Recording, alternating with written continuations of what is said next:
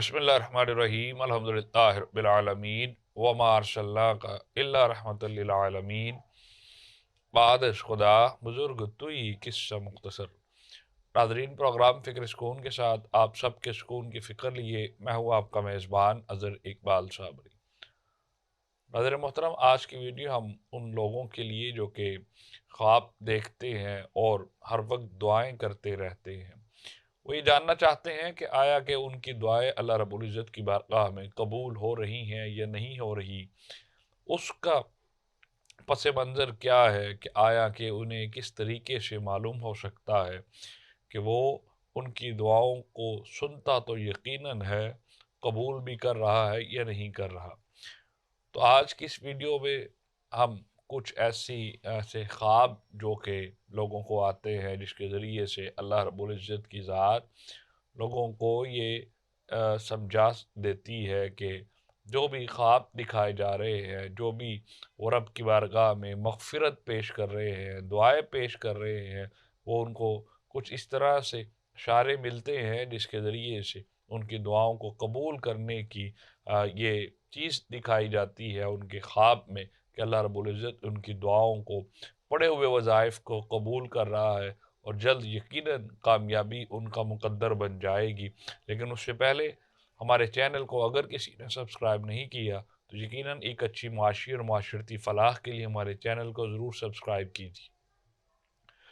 ناظرین، جو شخص بھی دیکھتا ہے کہ وہ نماز کے بعد دعا کے لیے ہاتھ اٹھائے ہوئے ہے، اگر کسی شخص کو خواب میں یہ چیز ظاہر ہو جائے تو وہ سمجھ لے کہ اللہ رب العزت جو وہ دعا کر رہا ہے یقیناً اس کو قبول فرما چکا ہے، یقیناً اللہ رب العزت جلد اس کے لیے اس کی آسانی کر دے گا۔ جو شخص بھی قرآن کی تلاوت کرتا ہوا خواب میں خود کو پائے، یقیناً وہ راہ راست پر ہے۔ جو بھی دعا وہ اپنے رب کی بارگاہ سے کر رہا ہے یقیناً اسے اللہ رب العزت نے قبول فرما لیا ہے۔ کوئی شخص بیت اللہ کو دیکھے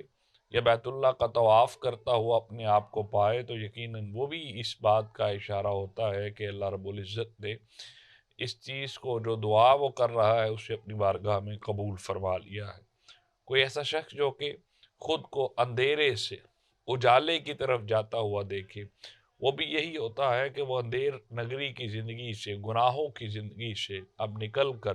ایک ایسے راستے پر گامزن ہو رہا ہے اور اس کی دعا کو اللہ رب العزت نے قبول کر لیا ہے، جو کہ اللہ اور اس کے رسول صلی اللہ علیہ وآلہ وسلم کو پسند ہے۔ جو کہ شخص سمندر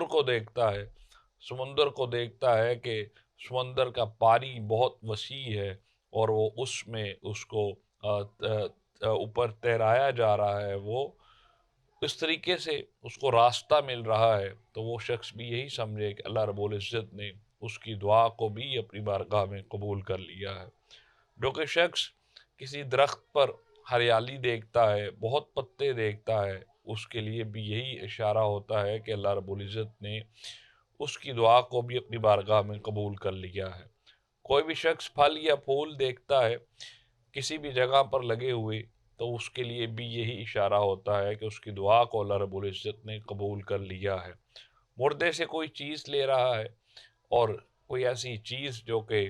ظاہری معنوں میں اس کو یوں محسوس ہوتا ہے کہ وہ اس کے لیے باعث راحت اور باعث نجات ہے، جس سے اس کو ذہنی اور قلبی سکون میسر آئے گا، تو اس کے لیے بھی یہی ہے کہ اللہ رب العزت نے اس کی دعا کو قبول کر لیا ہے۔